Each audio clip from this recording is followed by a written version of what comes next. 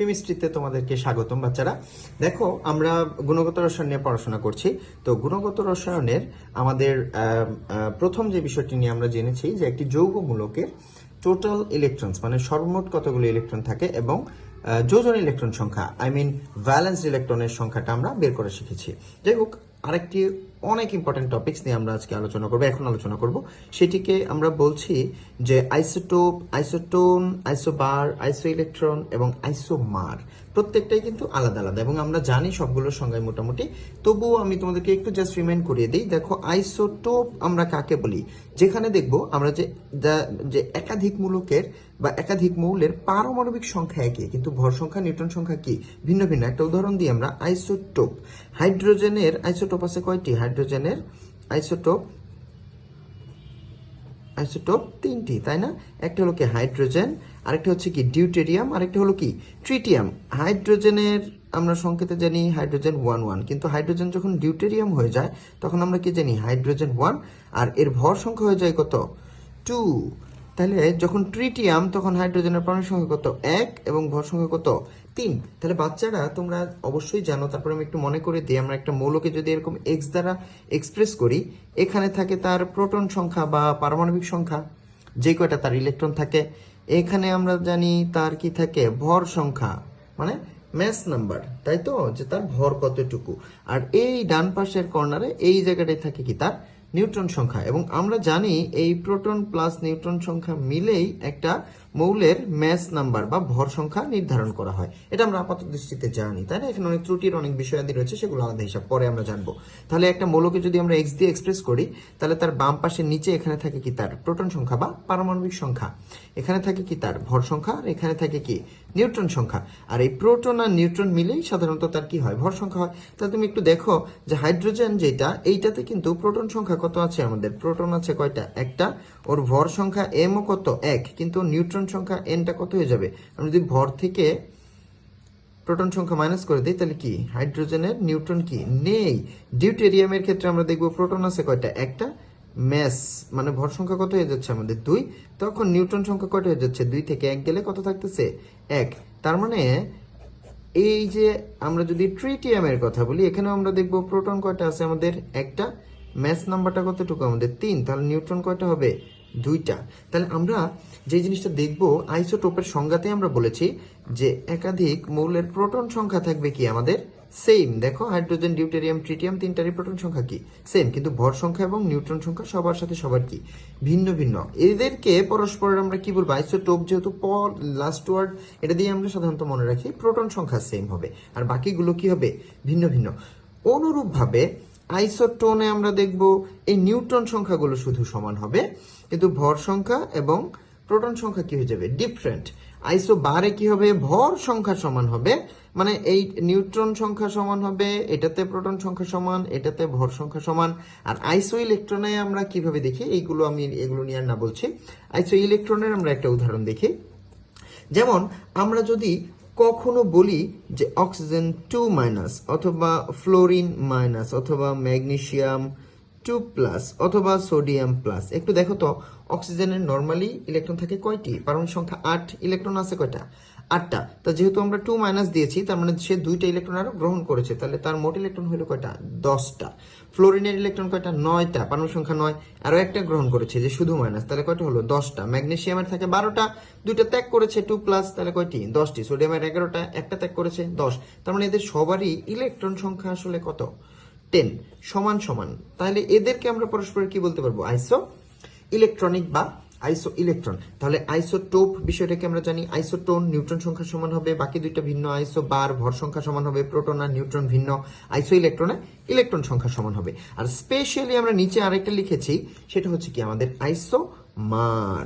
Isomer জিনিসটা কি? আমরা একটু দেখি যে এদের আণবিক সংকেত এবং গাঠনিক সংকেতে পার্থক্য রয়েছে, কিন্তু এদের প্রোটন সংখ্যা, ইলেকট্রন সংখ্যা আর আদার্স ফ্যাক্টর সবই সমান থাকবে। একটা উদাহরণ দিই, তাহলে তোমরা বুঝবে। যেমন আমরা জৈব রসায়ন পড়ার সময় দেখেছিলাম ammonium cyanide, NH4CNO। Ammonium cyanide মনে আছে তোমাদের?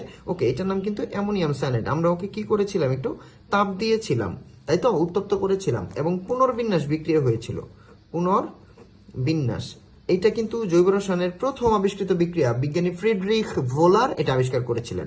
উনি কি করেছিলেন, এই যে অ্যামোনিয়াম সায়ানাইডকে উত্তপ্ত করার ফলে আমরা দেখেছিলাম যে এইটা ইউরিয়াতে পরিণত হয়ে গেছিল। তোমাদের মনে আছে যে NH2 bond CO bond NH2, দেখো নাইট্রোজেন দুইটা, নাইট্রোজেন এখানেও দুইটা, হাইড্রোজেন চারটা, হাইড্রোজেন চারটা, কার্বন একটা, অক্সিজেন একটা, নাইট্রোজেন একটা, সরি নাইট্রোজেন দুইটা, কার্বন অক্সিজেন হাইড্রোজেন, সব সংখ্যা সমান। এখানেও যে কটা কার্বন নাইট্রোজেন অক্সিজেন রয়েছে এখানেও তাই রয়েছে, তাই কিনা? কিন্তু আমরা দেখব কি যে এদের নিউক্লিয়াসের পারমাণবিক সংখ্যা, ভর সংখ্যা সমান, কিন্তু অভ্যন্তরীণ গঠন ও তেজস্ক্রিয় ধর্মে কিছু কি রয়েছে, সাদৃশ্য বৈসাদৃশ্য রয়েছে। তাই এদেরকে পরস্পরের কি বলতে পারবো আমরা, আইসোমার। মানে এদের আমরা কি বলেছি যে ইলেকট্রন সংখ্যা, প্রোটন সংখ্যা, ভর সংখ্যা এগুলো সমানই থাকবে, কিন্তু অভ্যন্তরীণ গঠন, যেমন এখানে কোনো কার্যকরী মূলক নাই কিন্তু এখানে একটা কিটোন কার্যকরী মূলক আছে, এটা ছিল অ্যামোনিয়াম সায়ানাইড, এটা হয়ে গেছে ইউরিয়া। তাহলে এইদেরকে আমরা পরস্পর বলতে পারবো কি, আইসোমার। তাহলে আইসোটোন, আইসোবার, আইসো ইলেকট্রন, আইসোমার, যাই বলি আমরা মোটামুটি আমরা ধরতে পারবো। তো আমরা যে উদাহরণগুলো আমাদের ঢাকা বিশ্ববিদ্যালয়ে কেমন প্রশ্ন আসে, আমরা এরকম এক দুইটা এক্সাম্পল দেখলে আমাদের সবচেয়ে বেশি সুবিধা হবে। যেমন এখানে একটু দেখো বাচ্চারা, আমি যে তোমাদের জন্য লিখে নিয়ে আসছি। প্রথমে দেখো কোন পরমাণু বা আয়নে ইলেকট্রন ও নিউট্রন সংখ্যা সমান।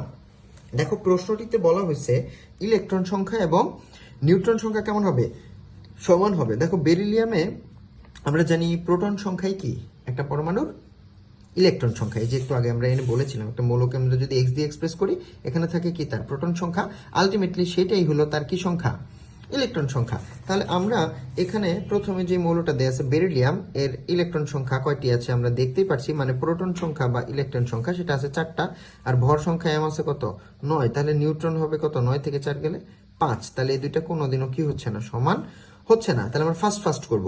তা ফ্লোরিনের এখানে প্রোটন সংখ্যা, ইলেকট্রন সংখ্যা আছে কয়টি, 9টি, ভর সংখ্যা আছে 19। তাহলে বোঝাই যাচ্ছে নিউট্রন হবে কত, 10, কারণ 19 থেকে 9 বাদ দিলে কত থাকতেছে আমাদের, 10। তাহলে এটাও কি সমান হচ্ছে না। সোডিয়াম প্লাস, তাহলে এটা আমাদের একটু হিসাবের বিষয় আছে। ইলেকট্রন আছে কয়টি একটু দেখো তো, সোডিয়ামের পারমাণবিক সংখ্যা কত জানি আমরা, 11। কিন্তু যেহেতু প্লাস আছে সেখান থেকে সে একটা ইলেকট্রন কি করেছে, তাহলে ইলেকট্রন 11টা ছিল কিন্তু একটা ত্যাগ করে দিয়েছে, তাহলে ইলেকট্রন আছে তার কয়টি, 10টি। আর 23 থেকে যদি আমরা 11 বাদ দেই তাহলে নিউট্রন সংখ্যা দাঁড়াচ্ছে কত আমাদের, 12। তাহলে এটাও কি সমান হচ্ছে না, এগুলো একটাও হচ্ছে না। তাহলে অক্সিজেনের ইলেকট্রন আছে কয়টা একটু দেখো তো বাচ্চারা, পারমাণবিক সংখ্যা কত, 8। 2টা ইলেকট্রন সে কি করেছে আরো, তার মানে 8টা ইলেকট্রন ছিল, আরো 2টা গ্রহণ করেছে, মোট কয়টা হলো, 10টি। আর নিউট্রন হলো কত, ভর থেকে যদি আমরা প্রোটন বাদ দিয়ে দিই তাহলে 18 থেকে যদি 8 চলে যায় তাহলে কত থাকতেছে আমাদের, 10। এই তো ঘটনা। তাহলে আমরা এখান থেকে আরামসে বুঝতে পারতেছি যে এখানে ইলেকট্রন এবং নিউট্রন সংখ্যা কেমন, সমান। তাহলে এটাই হচ্ছে কি আমাদের সঠিক উত্তর। ওকে, এরপরটা যে আমরা আইসোটোনের উদাহরণ চেয়েছে, আইসোটোন এটা ঢাকা বিশ্ববিদ্যালয়ে 13, 14, 14, 15 দুইবারই এসেছে, কিন্তু দুইবারই আসার আমি দুইটাই লিখেছি আর কি, কিন্তু উত্তরগুলো একবারে বলে দেই একটু সহজে তোমরা দেখো। এখানে নিচেরটার উত্তর সহজ, এটা 13তে আসছিল, এটা দেখো কার্বন, এটার নিউট্রন কি চাইছে, আইসোটোন, তার মানে টোনে নিউট্রন, তাই তো নিউট্রন সমান হইতে হবে। তাহলে 14 থেকে 6 গেলে কত থাকতেছে, নিউট্রন 8। আর 16 থেকে 8 গেলেও নিউট্রন কত থাকতেছে, 8। এটা এ নাম্বার অপশনে আনসারে ছিল। তাহলে এখানে আমরা নিউট্রন সংখ্যা খুঁজে বের করতে হলে আমাদের মাইনাস করে নিতে হচ্ছে, তাই তো। তাহলে আমরা একটু খুঁজে দেখি, নাইট্রোজেনের 13, এখানে কত, 7। তাহলে 7 দুগুণে 14, তাহলে এনে থাকতেছে কত, 6। 13 থেকে 6 গেলে কত, 7। তার মানে এদের নিউট্রন সংখ্যা কি অবশ্যই সমান না। 40 থেকে 18 গেলে থাকতেছে আমাদের কত, 22।